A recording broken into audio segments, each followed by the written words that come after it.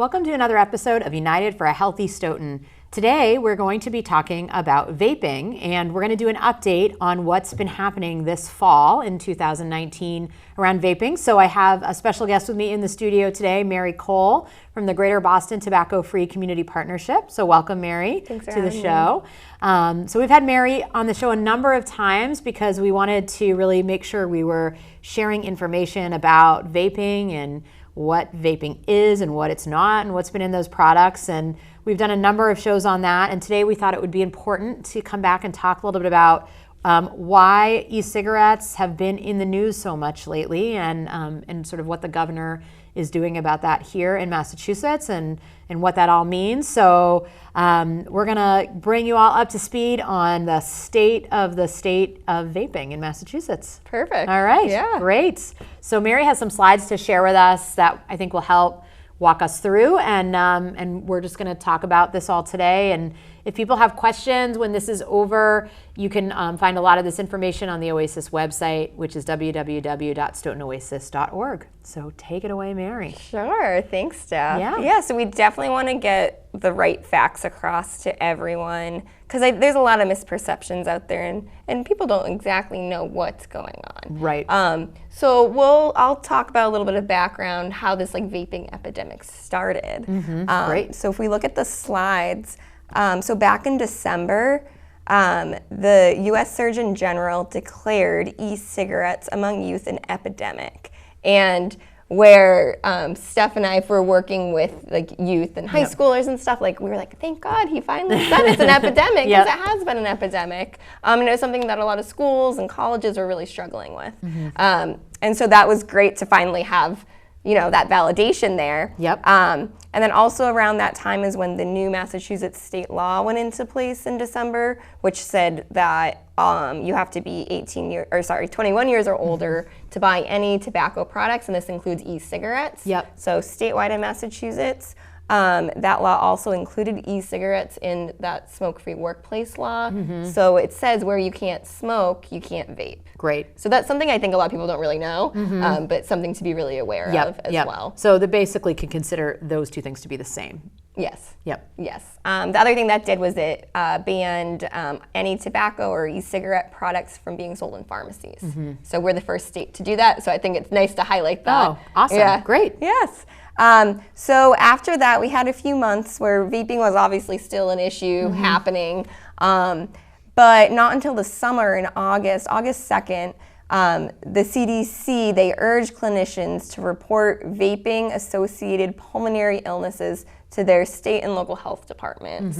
And this is kind of when before this, physicians, doctors, they weren't required to submit anything that says, this person has something wrong with their lungs and they're also vaping. Right. And also in this way too, a lot of doctors or nurses, they weren't even asking if youth or if people in general, if they vaped or used e-cigarettes. They were really just talking about tobacco products still.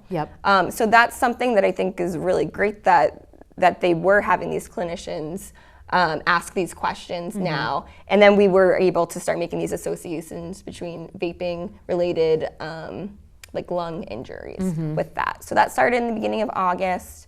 And then right after that, the CDC also issued a health advisory about vaping related to these lung injuries, which I'll talk about a little bit more after I go through this little bit of a timeline. But then shortly after that, Massachusetts, they said, we are requiring all of our clinicians and doctors to report these vaping-related lung issues. And so that was on September 11th. And so report that immediately to the Department of Public Health. So that was mandatory. And then actually that same day, there's a lot of news about vaping, and then President Trump actually said that he wants the FDA to ban all flavored e-cigarettes. So as the news was getting wild in August and September, and then it got even more wild, just a few weeks ago on September 24th, Governor Baker declared vaping a public health emergency, and he issued a temporary ban on all vaping products for 4 months, or about 4 months. It could be rescinded earlier or after, and that's until January 25th, 2020. Okay. And so that's where we are now. That's where we are now. Right, right in the middle of that. And there have been, I know I've had a number of conversations with people when I've been out at community events and various things. People really want to talk about what does this mean? Sort of what is the story with this ban? Do we think it was a good thing? Do we think it was a negative thing? So let's talk a little bit more about, you have a slide about the reason, actually the health issue that is the reason that this ban came about, or one of the reasons. Yes, Yep. yes. I don't think that's the right slide. Is that the slide? Yeah, I think so. Yeah. Okay. So this slide is why there's the CDC Health Advisory on these vaping related lung issues. But basically what they said is that we're seeing these lung issues related to vaping, and any youth or young person or anyone that's pregnant, anyone that does not use any tobacco products should never use e-cigarettes. They made that very clear. They said that there are issues happening with these products, and so people should not use any of these e-cigarette products. They also said, like, please don't use any off-street products, including these THC products as well off the street. Something more recent that we've heard too is that the FDA said you should not use any THC vaping products at all either, because of all these illnesses with this. Great. I mean, I guess great that the FDA said that. I don't want to say great that people are having lung illnesses. That's not great. So I know you have a little bit of information too about what the CDC is reporting in terms of what's happening with some of these lung illnesses. And so do you want to talk a little bit about that? Sure, yeah. So the CDC actually has a website, and they're constantly updating the number of lung diseases and deaths that are associated with this. So I can give you guys the latest update. As of October 1st, there are 1,080 lung injury cases associated with e-cigarettes or vaping products, and there are 18 deaths in 15 states. Most patients report a history of using THC-containing products, but that's not exclusive. Okay. So what they have so far is it says 78% of these patients reported THC-related products. 37% said it was exclusively THC products. Okay. 58% patients said that they used nicotine-related products. And then 17% said that it was exclusively nicotine that they were using. So there's really a mix here. As you can see from that, it sounds like it's more THC-related products people are reporting these lung injuries with, but it's not exclusive. So there are e-cigarette products that are used with this as well. I think something else that was interesting is that 70% of patients were male. Huh, interesting. Yeah, really interesting. 81% of patients were under the age of 35. The median age was age 23, with the ages ranging from 13 to 75. Oh, wow. Quite a big range, It's a big range, but definitely the younger crowd is where this is hitting a little bit more, as vaping is something that's probably a little more popular with that age group. Right, and for our work here in Stoughton, for the coalition anyway, that's really where our main focus has been around adolescence and really trying to prevent young people from sort of starting with vaping in the first place. And so we can talk a little bit about that too in terms of what that looks like locally. So maybe we want to jump into those two data slides. We might have to jump ahead a little bit. There we are. So we know that when we look at what we measure, what sorts of things our students are telling us that they use in terms of drugs and alcohol. And so you can see here, this is the high school data ranging all the way back to 2007. And you can see what's happening here in Stoughton is we see really great declines with alcohol use, marijuana use, and prescription drug use. But that lovely orange, like almost macaroni and cheese colored orange line that you can see a big jump between 2017, which was when we first started measuring electronic cigarette use, and 2019, we see a pretty big jump. We know that's reflective of what's happening in the state of Massachusetts. Certainly very concerning. The good news with this slide is that even while 25% of students tell us that they have used e-cigarettes in the last 30 days, 75% of our kiddos in 2019 told us that they did not. And so that's encouraging, but we are really concerned for that population of students that are reporting use, and we're concerned about the trend of the increasing numbers. And then we have one other slide, I think, that compares. So this is lifetime cigarette use as compared to electronic cigarettes. So the left-hand bars look at the middle school, the high school, and then Massachusetts rates, which lag a little bit behind our data set. And then cigarettes. So you can see on the right-hand side, lots of really encouraging news about cigarette use. This is kids who say they've ever used these products. And so this reflects experimentation as well as kids who use regularly. So we're doing really well in the Commonwealth and then certainly locally with cigarette use. Our electronic cigarette use rates are much more concerning in this case, with nearly 43% of our high school population reporting that they've at least tried one of these products. And so paired with sort of what we're hearing now out of the CDC and some of these really significant acute health issues, it's even more alarming. I know we've been concerned about nicotine use in our kids and this product, and maybe you can talk a little about its relationship to other drug use and cigarette use.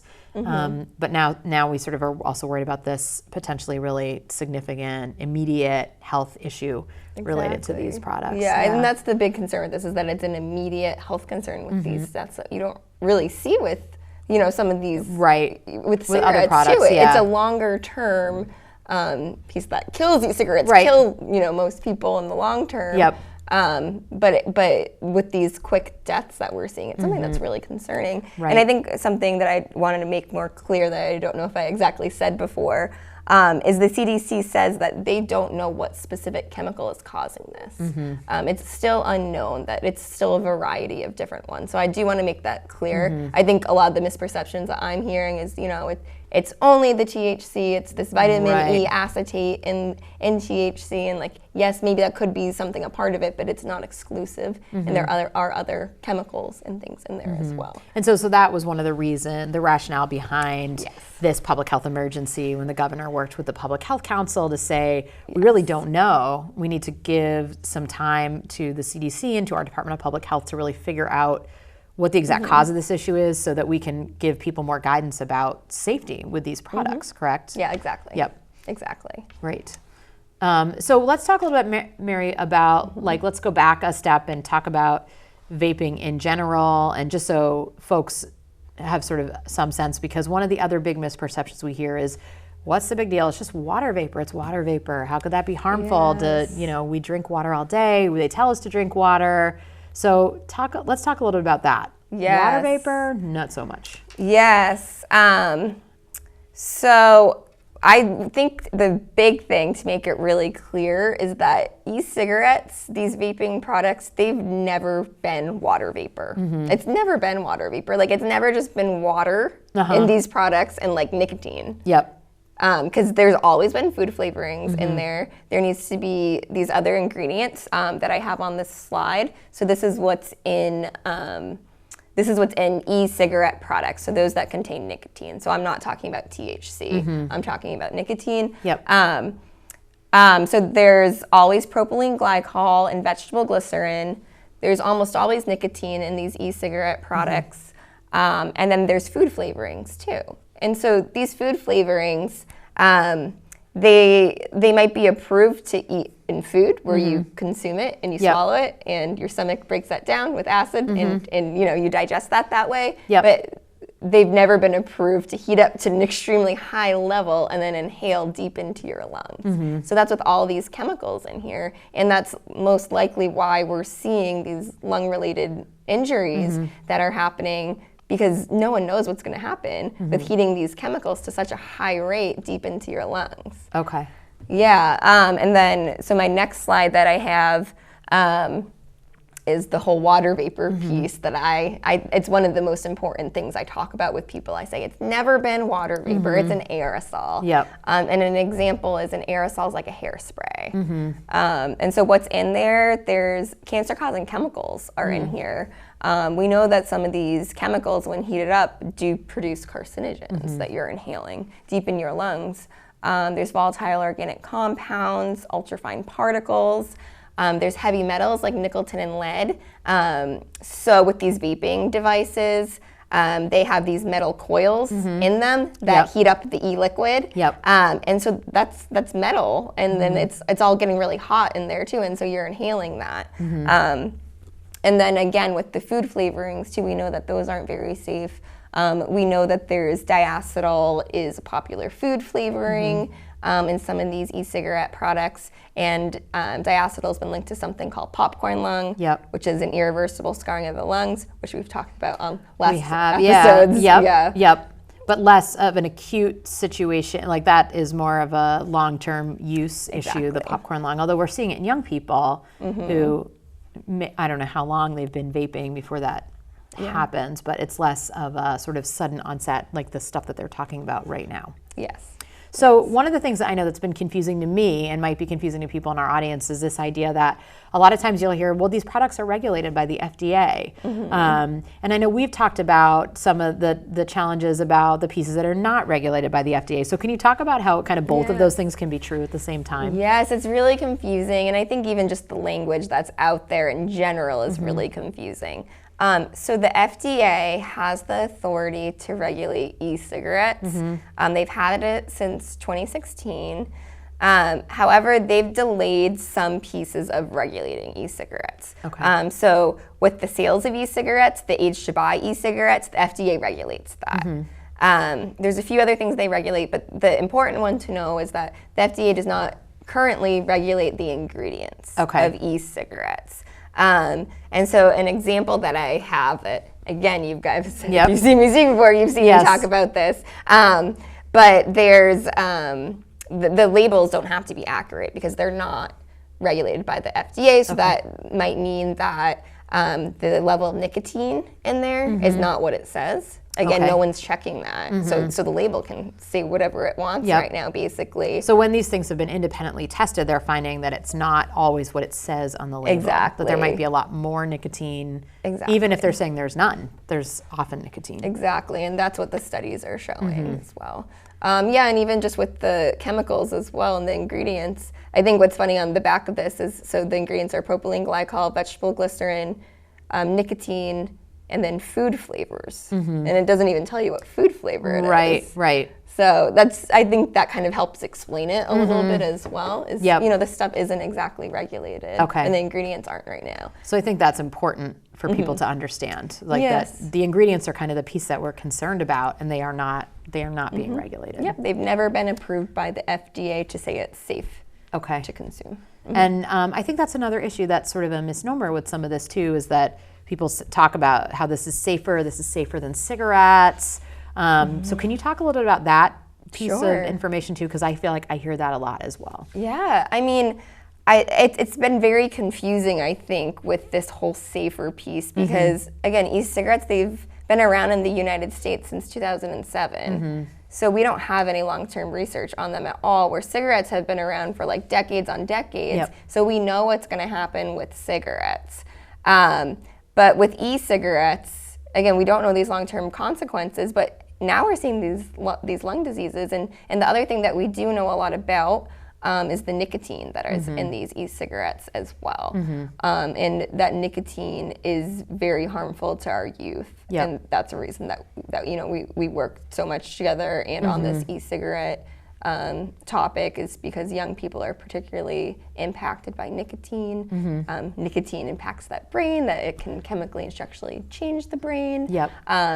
You're more likely to go on to using combustible tobacco products if you use e-cigarettes as well. We also know that you're more likely to get hooked on nicotine for life if you start using nicotine under the age of 18, because that brain's more susceptible to addiction. We also know that nicotine can prime the brain to be addicted or to move on to using other drugs as well. So it sort of primes that addiction potential for young people. It does. It also can impact the brain's ability to learn, memory, and impulse control as well. Also, mood disorders and depression it can lead to too. So there's a lot of stuff going on with nicotine. So that's an important takeaway. Nicotine, and then that you're not inhaling water vapor. It's an aerosol, and we don't know those long-term health consequences yet, but you are inhaling these chemicals into your lungs. And right now, it's not looking so good. So let's talk about, I think this is also another important piece to everything that's going on, is sort of that addiction piece. So we just spent some time really talking about how addictive nicotine is, and we have people who have been using these products, and we know, like, for some of our young people, they're starting to experience withdrawal and addiction to nicotine, even if they haven't named that yet. So can you talk a little bit about what that looks like? And then maybe we can talk about some resources for folks who have been using these products, whether it's for recreational use or as a way to try to step down from cigarettes, and sort of what's available to them now that these products are not available for the next few months. Yeah, perfect. Yeah, so something to look out for, especially with this ban in place, if people aren't using their e-cigarette products, that they might be going through withdrawals if they're addicted to these products. Yep. So something to know is that with nicotine addiction, if you stop using nicotine, you're not going to have any huge, you're not going to die or have any huge health impact from stop using these products. Okay. But it's going to be really uncomfortable. If you hear anyone that tries to smoke to quit cigarettes, it's really hard. It's a really hard addiction to quit, and so that's the same with e-cigarettes as well. So some signs that someone could be going through withdrawal, if they're more irritable than normal, anger could be a big thing as well. So those are a few signs of nicotine withdrawal to look out for. And then I definitely want to talk about some resources and what you should do as well. So the first thing to know for youth specifically, if you notice that there are these signs of nicotine addiction, that they're reliant on these products, is to get help. So first, talking to your child's pediatrician, I think, is really important. Something that the child's pediatrician can do potentially, if it seems right, is prescribe nicotine replacement therapy. So like the gum, the patch, the lozenge. So if you're over 18 years old, you can get this over the counter from the pharmacy. And right now there's actually a standing order in place for the state for pharmacies to be able to do that. Exactly. So if you're an adult, you don't have to go through your physician at this point, as a way to try to make it easier for people who might be in this place where they were using these products and don't have that option. Exactly, and actually if you have Mass Health as well, there's no copay at all if you go to your pharmacy. And so that's one option. The other one is it's My Life, My Quit. This is a new program through the Department of Public Health that they're working with, and so it's a real it's a real coaching specialist that works with youth to help them make a quit plan, and to quit nicotine, basically. And so they can text or call. And you can also check out more info at mylifemyquit.com for that. The other resource out there is not a real person. It's an automated texting program that's through the Truth Initiative that we kind of have made it Massachusetts specific. And so we have a specific number that you can text for this program as well. So you can text Vape Free Mass to that 88709, and this basically helps youth make a quit plan as well, find a date. If they have a craving, they can text crave, and then it'll text them tips as well. So that's a pretty great program too. That teen.smokefree.gov has some great tips as well to quit e-cigarette products for youth. And mass.gov/vaping is the state's kind of information on e-cigarettes for young people, and they've updated their website with this information as well. Great. So I want to make sure, because we're coming into the last couple minutes of our show, that we also give some resources for adults, whether they're parents or caregivers or just folks in our community. And so I know, Mary, you also have some quit resources for grown-ups, because those were specifically for young people. So let's take a quick look at those. Yes. So what I have right here is actually quit resources for parents of youth who are addicted first that I think can be really helpful. So there's a number specifically for parents that they can text to get automated messages to help their youth quit. So that's in conjunction with that Truth Initiative automated texting program. Encouraging your youth to sign up for these programs I just talked about as well, and to talk to a trusted person that they know.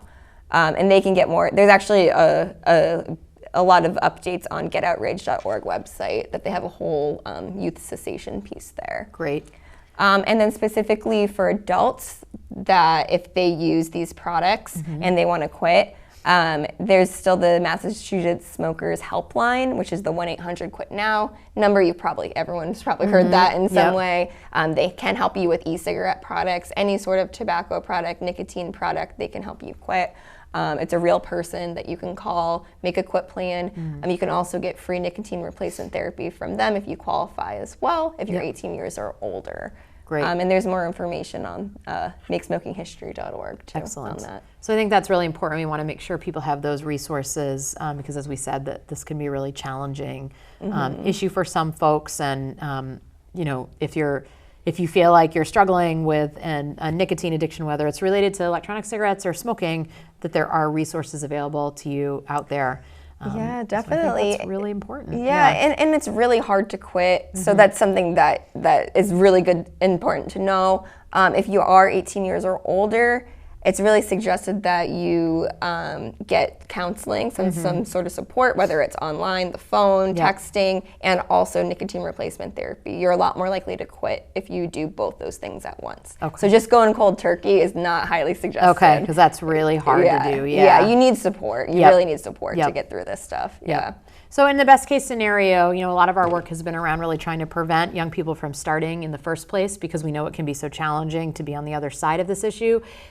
We have a lot of resources for parents and for young people on our Oasis website, so I would encourage folks to visit both the resources that Mary suggested, and then we have links to all of those things on the Oasis website as well. So again, www.stoughtonoasis.org, and I encourage you to visit that. We've been posting a lot of things on Facebook about this issue and trying to help people have the most current information.